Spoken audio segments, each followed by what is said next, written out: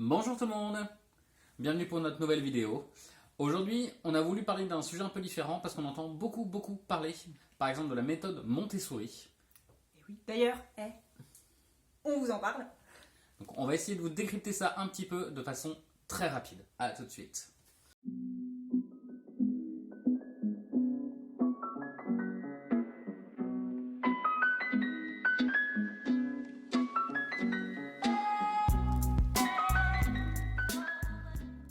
Déjà, première grande question, qui est Maria Montessori? Oui, parce qu'on parle de sa méthode, mais c'est qui, au final, Maria Montessori?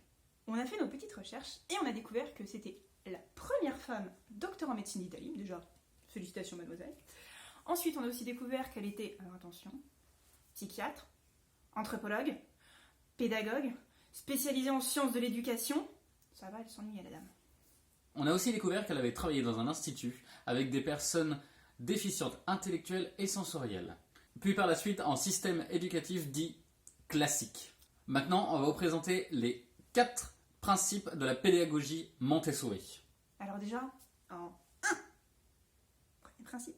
Alors le grand 1, c'est ce qu'on appelle l'environnement préparé. C'est-à-dire qu'on va préparer donc du matériel, que ce soit du matériel physique ou des futures activités ou être en rapport avec les professionnels sur place, qui vont aider à l'autonomie de l'enfant. Pour être plus concret et plus clair, en gros, pour apprendre à votre enfant à se laver les mains tout seul, le but c'est de lui mettre un tabouret ou des choses comme ça pour qu'il accède de lui-même à l'évier, qu'il puisse de lui-même faire l'action. C'est ça, préparer l'environnement. En 2, le libre choix d'activité, ce qui va permettre à l'enfant de se concentrer sur une activité qui va lui plaire. Il va y aller de façon intuitive vers cette activité plutôt que celle-ci. Alors que si on l'oblige, c'est comme nous à l'époque quand on nous obligeait à faire du sport ou des maths. Ah non. Si on n'avait pas envie, eh ben on n'avait pas envie. Et puis ça rentre pas. Ah non. C'est aussi du coup ce qui va lui permettre d'être beaucoup plus concentré sur l'activité qu'il fait. En 3. En 3, on a le phénomène de l'esprit absorbant. Hashtag éponge. Tellement. Donc en fait, c'est-à-dire qu'à certaines périodes de son enfance, l'enfant va être plus ou moins réceptif à certaines choses. Il va pouvoir s'imprégner, il va pouvoir s'acclimater, il va pouvoir s'imprégner, être absorbé, absorber des connaissances qui vont être liées à son environnement, au matériel, etc. C'est ça en fait, l'esprit absorbant. Et du coup, en 4e, l'étalonnage du matériel autocorrectif. C'est-à-dire que quand un enfant va faire une activité, des fois il va y arriver, des fois il va pas y arriver, et justement, sur ce moment où il n'y arrive pas, il faut que le matériel puisse aussi lui permettre de comprendre son erreur et de trouver pourquoi.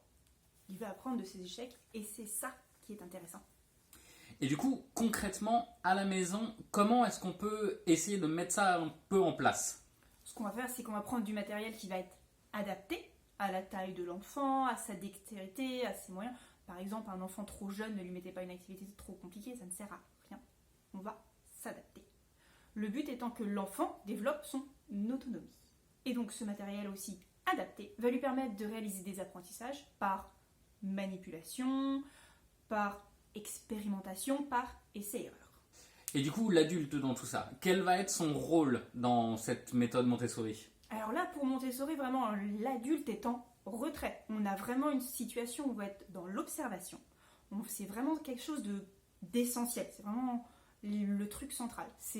On est dans l'observation, on va observer l'enfant et on va être là pour le guider, l'orienter. Le but, c'est qu'il fasse au maximum. Donc on va pas être trop directif. Le but, c'est de l'aider, de l'aiguillonner, mais le but, c'est qu'il fasse de lui-même. L'adulte va presque avoir du coup un rôle de berger. Un petit peu et encore, c'est vraiment permettre à l'enfant de faire par lui-même, de découvrir par lui-même, de comprendre par lui-même. Donc là, l'adulte sert vraiment, oui, de berger, c'est vraiment, on aide un petit peu, on aiguille vite fait, mais le but c'est que l'enfant fasse par lui-même. Donc en résumé, si on peut dire, la méthode Montessori va servir à développer l'autonomie de l'enfant en tenant compte de son individualité, histoire de lui permettre justement de s'adapter au mieux à son futur environnement. On peut avoir des exemples très concrets, comme par exemple si vous n'avez jamais touché un couteau de cuisine, étant enfant, une fois adulte, vous ne saurez pas vous faire cuire des pâtes. Ou se laver les mains. Si on vous a jamais appris à vous laver les mains, saurez jamais comment le faire. Le but, c'est vraiment ça, d'expérimenter, de découvrir pour plus tard être prêt à affronter, entre guillemets, son environnement. Pour terminer, on va vous donner les 2 points positifs que nous on a trouvés et les 2 points négatifs qu'on y a vus aussi. Donc pour les points positifs, en premier, on a donc le développement de l'autonomie. C'est quand même très important chez l'enfant. Et en deuxième, toujours très important, le développement de la dextérité. Alors moi, pour me faire l'avocat du diable, je dirais qu'on a 2 points négatifs. En point négatif, on a que c'est une méthode qui est extrêmement chronophage, qui demande beaucoup de temps.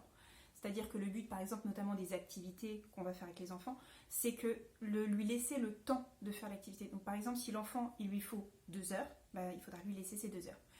Quand on fait de la pédagogie Montessori, on ne peut pas lui dire, par contre, tu as un quart d'heure pour le faire. Ça ne marche pas comme ça. Le but, c'est que l'enfant prenne le temps dont lui, il a besoin. Donc c'est vrai que c'est une méthode qui est très chronophage. Il faut avoir le temps de la mettre en place. Et le deuxième point négatif, c'est surtout que c'est aussi une méthode qui va demander beaucoup de matériel pédagogique. On va avoir des choses beaucoup plus simples qui vont être par exemple prendre un tabouret pour pouvoir se laver les mains qui sont assez faciles.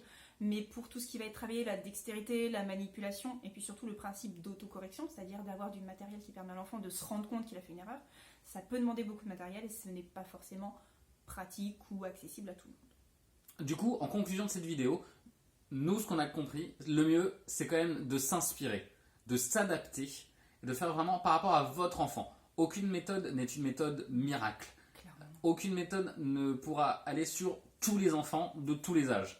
Oui, et puis le but aussi de toutes ces méthodes pédagogiques, donc que ce soit Montessori ou d'autres, le but c'est vraiment de bien, comme tu disais, s'approprier, de découvrir ce qui est intéressant pour son enfant et de le mettre en place pour son enfant. Après, si vous trouvez des bonnes choses chez Montessori, prenez-les. Si vous les trouvez chez d'autres, prenez-les aussi. Faites à votre sauce. C'est ça qui est important. Si la vidéo vous a plu, le petit pouce bleu et surtout, très important, abonnez-vous. À bientôt. Bye bye.